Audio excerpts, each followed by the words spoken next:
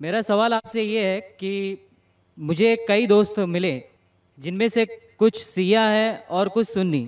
جیسے آپ نے کچھ دیر پہلے بتایا کہ جو انسان مانتا ہے کہ اللہ ایک ہے اور محمد علیہ السلام آخری پیغمبر ہیں، تو میں مانتا ہوں اس بات کو. تو اگر میں یہ کہوں کہ میں مسلمان ہوں تو یہ جھوٹ نہیں ہے. لیکن مسلمان بننے کے بعد ایک نماز پڑھنا بہت ضروری ہوتا ہے، اور کچھ طریقے ہیں جو دونوں ہی دوستوں نے مجھے بتائے، لیکن ان کے طریقے الگ الگ ہیں. تو مجھے یہ سمجھ میں نہیں آیا کہ کس کا طریقہ میں اپناؤں، کیونکہ دونوں ہی اپنے طریقوں کو صحیح سمجھیں. بھائی صاحب نے سوال کیا کہ اگر اللہ ایک ہے اس میں ماننا ہے اور محمد صلی اللہ علیہ وسلم پیغمبر ہے تو میں مانتا ہوں، تو اس طریقے سے مسلمان ہوں میں. لیکن میرے دو دوست، ایک شیعہ ایک سنی، اور مسلمان بننے کے لیے نماز پڑھنا ضروری ہے، تو کس طریقے سے نماز پڑھوں؟ بھائی صاحب، آپ کہتے ہیں کہ اللہ ایک ہے، آپ مانتے ہیں کہ اللہ کے پیغمبر محمد صلی اللہ علیہ وسلم آخری پیغمبر ہے، تو آپ نے کہا کہ کس طریقے سے نماز پڑھوں؟ یہ شیعہ سنی جو آپ نے پوچھا، آپ جب قرآن پڑھیں گے، قرآن میں نہ شیعہ ہے نہ سنی ہیں. قرآن میں نہ شیعہ ہے نہ سنی ہیں. قرآن شریف میں کہا گیا ہے سورہ عمران میں سورہ نمبر 3 آیت نمبر 103 میں وَاعْتَصِمُوا بِحَبْلِ اللَّهِ جَمِيعًا وَلَا تَفَرَّقُوا، کہ آپ آپس میں اکٹھا ہو کے اللہ کی رسی کو مضبوطی سے پکڑو. اللہ کی رسی ہے قرآن اور صحیح حدیث. تو آپ دیکھیں قرآن میں کیا لکھا ہے اور اللہ کے رسول کے صحیح حدیث میں کیا لکھا ہے. تو جو بھی آپ سے کچھ کہتا ہے، اگر قرآن اور صحیح حدیث کے مطابق ہے، آپ اس کی بات مانو. جو ذاکر کہتا ہے وہ بھی کچھ اہم نہیں اسلام میں. ذاکر اسلام میں زیرو ہے. جو ذاکر کہتا ہے وہ بات ماننا ضروری نہیں. لیکن جب میں قرآن کا حوالہ دیا تو آپ کو قرآن کی بات ماننا فرض ہے. جب میں صحیح حدیث کا حوالہ دیا تو آپ کو صحیح حدیث کی بات ماننا ضروری ہے. تو اسی لیے کوئی بھی شخص کچھ کہتا ہے، اگر اختلاف ہے اس میں، تو پھر سے رجوع ہو جاؤ قرآن اور حدیث کے پاس. کیونکہ قرآن میں لکھا ہے سورہ نساء میں سورہ نمبر 4 آیت نمبر 59 میں ورس نمبر 59 میں اطیعوا اللہ واطیعوا الرسول، اللہ کی اطاعت کرو، اللہ کی بات مانو اور اللہ کے رسول کی بات مانو. اور وہ لوگ those who have been charged with authority، جو اولو الامر ہے، وہ لوگ جو آپ کے امیر ہے. لیکن اگر ان میں اختلاف ہے، پھر سے رجوع ہو قرآن و حدیث کے پاس، اللہ اور اللہ کے رسول کے پاس. تو اگر دو شخص، دو عالم، کوئی بھی اگر اختلاف ہے، آپ پھر سے مڑو اللہ اور اللہ کے رسول کے پاس، قرآن اور صحیح حدیث کے پاس. پھر دیکھو کہ کون سا دوست، کون سا مسلم، کون سا عالم، کون سا مولانا قرآن اور صحیح حدیث کے مطابق کہہ رہا ہے. آپ سمجھے؟ تو اس سے پتہ چلے گا کہ کیا صحیح ہے. آپ بولتے ہیں کہ نماز پڑھنے کے طریقے میں اختلاف ہے. شروع میں کم از کم جو یکساں ہے وہ تو شروع کرو. اختلاف بہت تھوڑا ہے، نماز کے طریقے میں اختلاف بہت تھوڑا ہے، جو یکساں ہے وہ تو شروع کرو. اگر آپ مسلمان بننا چاہتے ہیں تو اتنا وقت کیوں لے رہے؟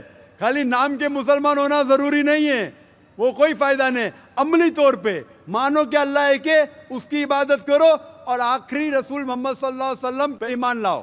اور اس کے بعد پھر تحقیق کرو آپ کے دو دوست لوگ جو بول رہے قرآن سے کون میچ کرتا ہے، صحیح حدیث سے کون میچ کرتا ہے. کیونکہ اللہ کے رسول فرماتے، صحیح بخاری کی حدیث ہے، اس طریقے سے نماز پڑھو جس طریقے سے آپ نے مجھے دیکھا. تو جو صحیح حدیث سے ثابت ہے، قرآن اور صحیح حدیث سے، اس طریقے سے نماز پڑھو. لیکن اگر 19-20 فرق ہے، کم از کم جو یکساں ہے وہ تو شروع کرو.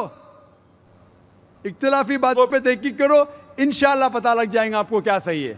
تو انشاءاللہ ابھی آپ صرف نام کے مسلمان مت نہ ہو، عملی طور کے اوپر مانو کہ اللہ ایک ہے اور اللہ کے رسول محمد صلی اللہ علیہ وسلم آخری پیغمبر ہے. میرا سوال یہ ہے سر آپ سے، آپ جب کسی ہندو گیتا یا وید کا حوالہ دے کر اگر آپ کچھ بولتے ہیں یا قرآن سے وہ ملتا ہے تو کیا اس کے اوپر ہم عمل کر سکتے ہیں؟ بھائی صاحب کا سوال ہے کہ جب میں گیتا کا حوالہ دیتا ہوں، وید کا حوالہ دیتا ہوں، دوسرے مذہبی کتابوں کا حوالہ دیتا ہوں، جب وہ قرآن سے ملتی ہے تو کیا ہم اس کے اوپر عمل کر سکتے؟ قرآن کی بات یا وید کی بات کریں یا گیتا کی بات؟ گیتا یا وید کی؟ گیتا یا وید. تو اگر جو چیز وید اور گیتا میں لکھی ہے اور جو قرآن سے ملتی ہے، کیا ہم ان پہ عمل کر سکتے ہیں؟ میرا کہنا یہ ہے کہ قرآن کو کہا گیا فرقان. فرقان مطلب وہ چیز جو سچ اور جھوٹ کے بیچ میں جو ڈفرنس ہے اس کو پہچانتی ہے. فرقان یعنی فرق، حق اور باطل کے درمیان جو فرق ہے اس کو پہچانتی ہے قرآن. جس طریقے سے میں نے کہا کہ کئی پیغمبر آ چکے محمد صلی اللہ علیہ وسلم کے پہلے، اسی طریقے سے قرآن میں لکھا ہے سورہ رعد میں سورہ نمبر 13 آیت نمبر 38 میں کہ ہم نے ہر دور میں ایک کتاب نازل کی ہے. نام سے صرف 4 کتابوں کا ذکر ہے، توراہ، زبور، انجیل اور فرقان قرآن. لیکن اس آیت کے مطابق کئی کتابیں نازل کی گئی ہے، ان کا نام سے ذکر نہیں قرآن مجید میں. لیکن جتنی بھی کتابیں قرآن مجید کے پہلے آئے وہ صرف ایک امت کے لیے تھی، ایک گروہ کے لیے تھی، اور وہ سارا پیغام محدود تھا ایک وقت کے لیے. اسی لیے اللہ سبحانہ و تعالیٰ نے، خدا نے یہ ساری کتابوں کو محفوظ رکھنے کے لیے صحیح نہیں سمجھا، کیونکہ یہ محدود تھی اس وقت کے لیے. اسی لیے یہ جتنی کتاب پہلے نازل ہوئی وہ محفوظ نہیں ہے، نہ اس کی ضرورت ہے. لیکن کیونکہ قرآن مجید آخری کلام ہے اللہ سبحانہ و تعالیٰ کا، اسی لیے اللہ سبحانہ و تعالیٰ خود کہتے ہیں سورہ ہجر میں سورہ نمبر 15 آیت نمبر 9 میں کہ ہم نے اس قرآن مجید کو نازل کیا ہے اور ہم اس کی حفاظت کریں گے. تو جتنے پہلے کتابیں آئے ان کے اندر ملاوٹ ہو چکی ہے. جس طریقے سے اللہ تعالیٰ فرماتے قرآن مجید نے سورہ بقرہ میں سورہ نمبر 2 آیت نمبر 79 میں فَوَيْلٌ لِّلَّذِينَ يَكْتُبُونَ الْكِتَابَ بِأَيْدِيهِمْ ثُمَّ يَقُولُونَ هَٰذَا مِنْ عِندِ اللَّهِ لِيَشْتَرُوا بِهِ ثَمَنًا قَلِيلًا فَوَيْلٌ لَّهُم مِّمَّا كَتَبَتْ أَيْدِيهِمْ وَوَيْلٌ لَّهُم مِّمَّا يَكْسِبُونَ. لعنت ہے ان لوگوں پہ جو لوگ کتاب اپنے ہاتھ سے لکھتے ہیں اور کہتے ہیں یہ خدا کی طرف سے ہے. لعنت ہے ان لوگوں پہ جو کماتے ہیں، لعنت ہے ان لوگوں پہ جو لکھتے ہیں. تو اس سے یہ ظاہر ہوتا ہے کہ جتنے پہلے کتابیں آئے ان میں ملاوٹ ہو چکی ہے. یہ قرآن آخری کلام ہے اور کوئی بھی چاہے تو اس کو تبدیل کر ہی نہیں سکتا. خدا خود، اللہ سبحانہ و تعالیٰ خود اس کی حفاظت کریں گے. اسی لیے آج جب میں مطالعہ کرتا ہوں قرآن اور دیگر مذہبی کتابوں کا، اگر یہ میچ ہوتا ہے، اگر یکساں ہے، جو چیز قرآن اور بھگوت گیتا میں یکساں ہے، مجھے کوئی بھی گلا شکوہ نہیں ہے ماننے کے لیے کہ یہ پورشن، یہ شلوک خدا کی طرف سے ہے. لیکن اگر قرآن سے نہیں ملتا ہے تو میں کہوں گا کہ ہو سکتا ہے، ہو سکتا نہیں. لیکن قرآن کے خلاف ہے تو میں کہہ سکتا ہوں کہ یہ خدا کا کلام ہے نہیں. اسی لیے جو کلام قرآن سے ملتا ہے، چاہے وہ شلوک ہو یا منترا ہو، وید کا ہو، اپنشد کا ہو یا گیتا کا ہو، یا چاہے دھما پٹ کا ہو، اویستا کا ہو، دساتیر کا ہو، چاہے اولڈ ٹیسٹمنٹ کا ہو، نیو ٹیسٹمنٹ کا ہو، جو بھی چیز قرآن سے ملتی ہے، ہم مسلمانوں کو کوئی گلا شکوہ نہیں ماننے کے لیے کہ یہ بھاگ خدا کی طرف سے ہے. اسی لیے میں یکسانیت کے بارے میں ذکر کرتا ہوں. تو آپ کے لیے بھی میں کہتا ہوں کہ جو اختلاف کی باتیں ہیں اسے چھوڑ دو. جو یکسانیت کی باتیں ہیں، جو آپ کے کتاب میں لکھا ہے، ویدا میں لکھا ہے، پرانا میں لکھا ہے کہ آخری پیغمبر محمد صلی اللہ علیہ وسلم میں، تو آپ کے لیے فرض ہے کہ آپ بھی اس آخری پیغمبر میں مانیں. تو آپ آخری پیغمبر میں مانتے؟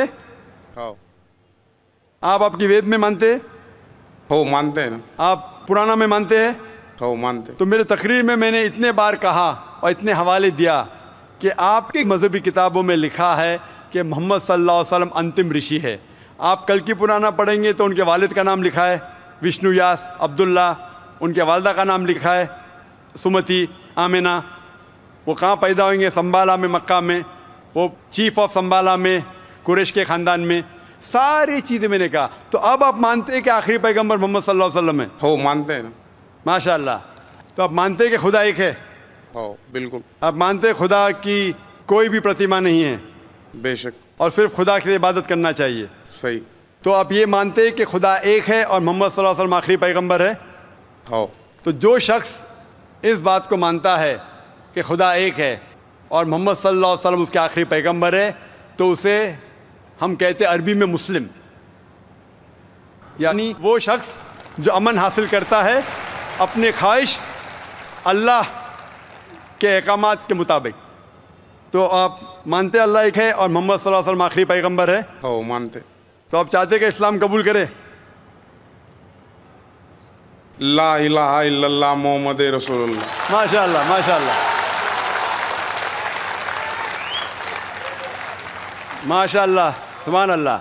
آپ صرف زبان سے کہہ دیے کہ اللہ ایک ہے، اس کے علاوہ کوئی معبود نہیں عبادت کے لائق، اور محمد صلی اللہ علیہ وسلم آخری پیغمبر، آپ مسلمان ہیں. جس طریقے سے آپ نے سوال کیا مجھے شک ہو رہا تھا کہ ماشاء اللہ آپ مومن ہیں، اور میں دعا کرتا ہوں اللہ سبحانہ تعالیٰ سے کہ آپ کو انشاءاللہ اس دنیا اور آخرت میں سفلتا دے.